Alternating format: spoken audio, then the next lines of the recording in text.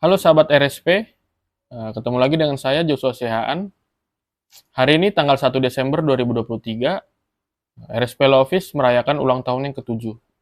Dalam kesempatan ini, saya akan mewawancarai sebanyak 7 pertanyaan kepada pendiri RSP Law Office, yaitu Bang Rapen Sinaga, SH, MM, CLA. Selamat ulang tahun untuk RSP Law Office yang ke-7. Bagaimana perasaan Abang melihat perjalanan kantor ini selama 7 tahun terakhir, Bang?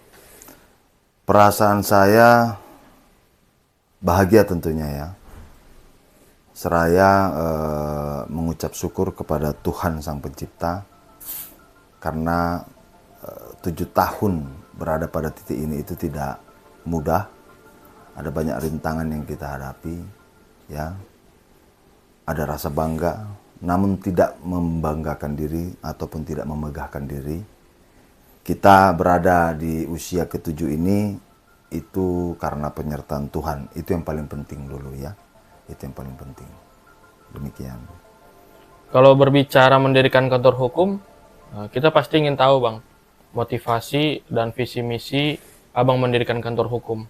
Dan juga sudah sejauh mana Abang eh, merasa mencapai tujuan dari visi misi tersebut. Yang pasti motivasi dan niat awal membangun kantor hukum ya. Di tengah banyaknya kantor hukum yang sudah berdiri pada saat itu, termasuk banyak kantor-kantor hukum besar yang menjadi parameter bagi lawyer-lawyer muda kala itu, termasuk saya sendiri, ya tentunya tidak mudah. Di tengah persaingan kantor hukum yang begitu ramai, ditambah bertambahnya terus advokat-advokat muda dari tahun ke tahun. Tapi yang pasti membangun RSP Law Office itu dibangun dengan tujuan dan motivasi untuk menolong orang, membantu para pencari keadilan untuk mendapatkan haknya, ya. Karena kebetulan saya berlatar belakang seorang aktivis yang memang banyak melihat ketidakadilan di negara kita, ya. Dan sulitnya untuk mencari keadilan, ya. Itu juga yang menjadi motivasi saya kenapa saya memilih untuk menjadi pengacara. Karena paling tidak seorang pengacara itu adalah profesi yang mulia, profesi yang dapat membantu orang-orang yang membutuhkan keadilan, ya, dan mencari kebenaran. Itu yang menjadi motivasi awal. Nah, sejauh ini jika ada pertanyaan sejauh ini apakah itu sudah terlaksana, capaian-capaian itu, puji Tuhan memang sekecil apapun kegiatan itu, sekecil apapun aktivitas itu, RSP Law Office tetap berkomitmen. Dan sampai saat ini, RSP Law Office tetap pada komitmennya, ya, membantu orang-orang yang tidak mampu. Ya. Dan itu masih berjalan. Ya. RSP Law Office sampai detik ini masih membantu orang-orang yang berkekurangan, yang ingin mendapatkan keadilan. Itu saya rasa cukup. Dalam perjalanan 7 tahun ini, tentu banyak tantangan yang dihadapi.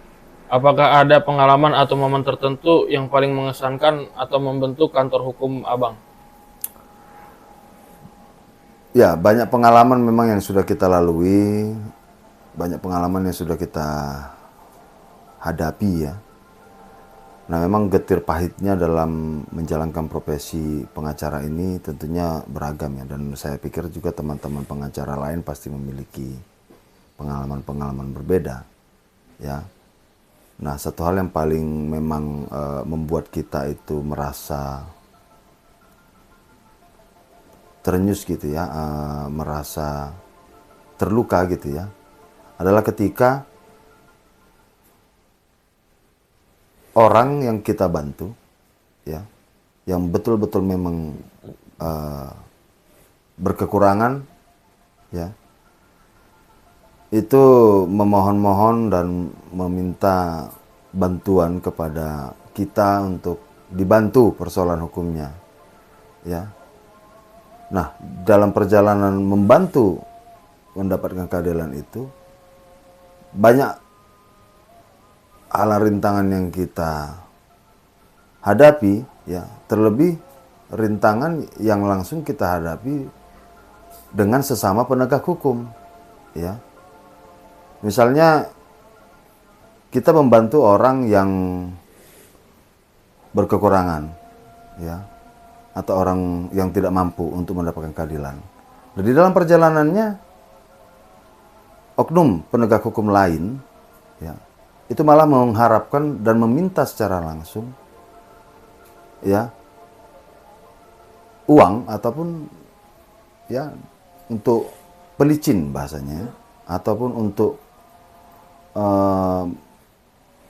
menyelesaikan perkaranya. Nah, di situ kadang-kadang kita sebagai lawyer itu merasa terluka, ya, dan merasa sakit hati gitu, ya, ketika orang yang kecil yang mau kita bantu, yang kita juga tanpa dibayar membantu orang tersebut, dalam perjalanannya malah kita diminta uang oleh oknum penegak hukum lain. Begitu. Bagaimana kantor hukum Abang beradaptasi dengan perubahan dalam industri hukum selama beberapa tahun terakhir? Apakah ada inovasi atau pendekatan baru yang telah Abang terapkan kantor hukum ini? Yang pasti persaingan kantor hukum itu kian hari kian banyak, ya. Kompetitor-kompetitor itu semakin banyak. Yang pasti industri hukum juga selalu berinovasi, ya. Misalnya bagaimana para pencari keadilan itu real time mendapatkan bantuan hukum dari para advokat atau lawyer. Nah, RSP sendiri itu terus berimajinasi dan berinovasi, ya, mengembangkan bagaimana supaya RSP Lopez ini semakin dekat dengan masyarakat, khususnya pencari keadilan, ya. Tentunya misalnya kita harus beradaptasi dengan teknologi, dan itu juga sudah berjalan, ya. Melihat kebutuhan sekarang serba digitalisasi, maka kita mau nggak mau harus mengikuti perkembangan era digital ini, ya. Lalu kemudian tentunya karena mudahnya akses informasi kepada masyarakat, ya, maka tim dari RSP Law Office itu juga harus, ya, harus mengembangkan sumber dayanya, ya, harus mengembangkan knowledge-nya, pengetahuannya, karena kian hari hukum ini juga dinamis, ya, selalu berkembang bahkan berubah, ya. Misal terbitnya undang-undang baru, misalnya, atau peraturan-peraturan baru.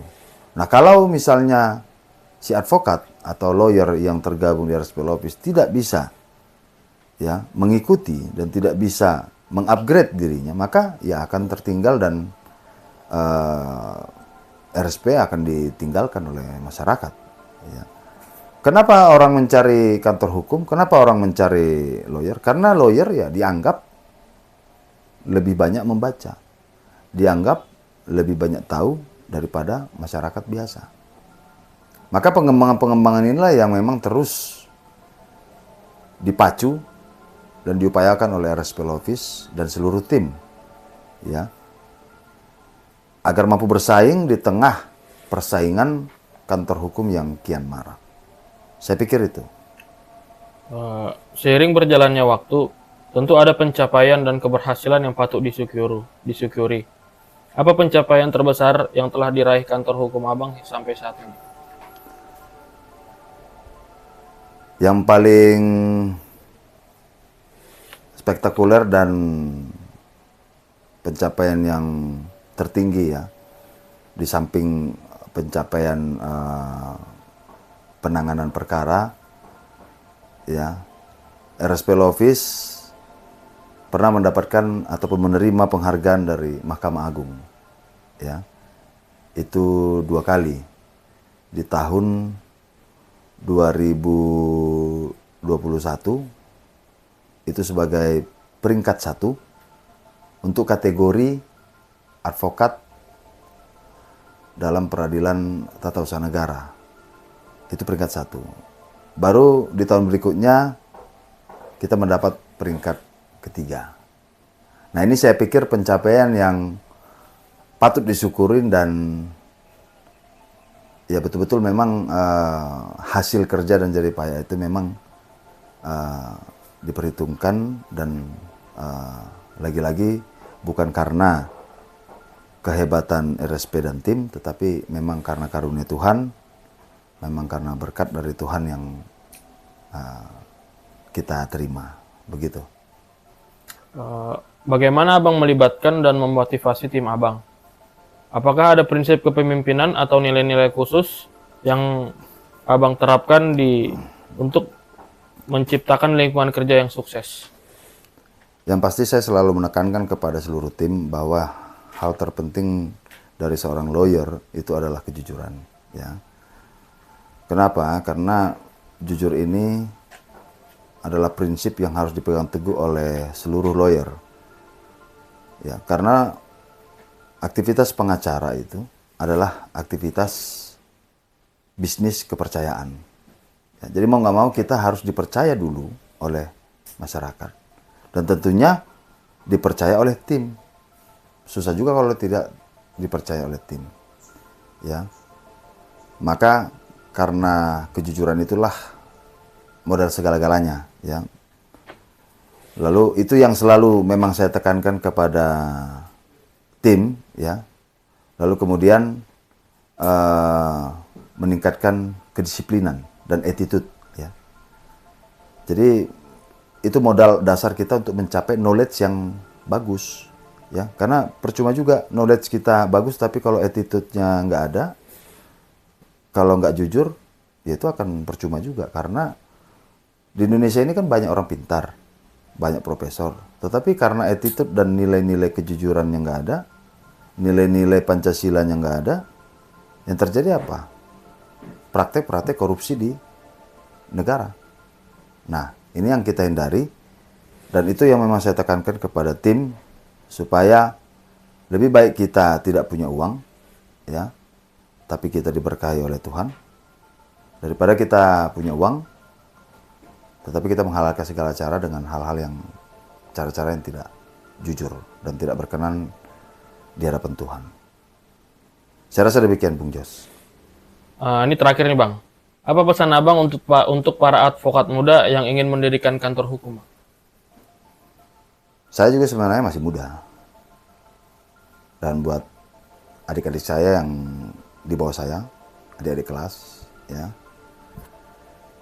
Tentunya selain kejujuran tadi, tentunya memang harus, ya, teman-teman itu harus percaya diri dulu, ya, percaya diri, dan juga memotivasi diri. Kenapa harus membuat kantor hukum, ya? Karena membuat kantor hukum itu tidak semudah yang kita bayangkan, ya.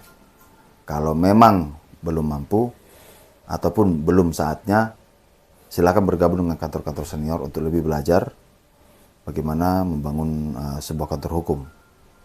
Namun kalau seluruh perangkat sudah siap, ya, mental sudah siap, ya, silahkan bangun kantor hukum.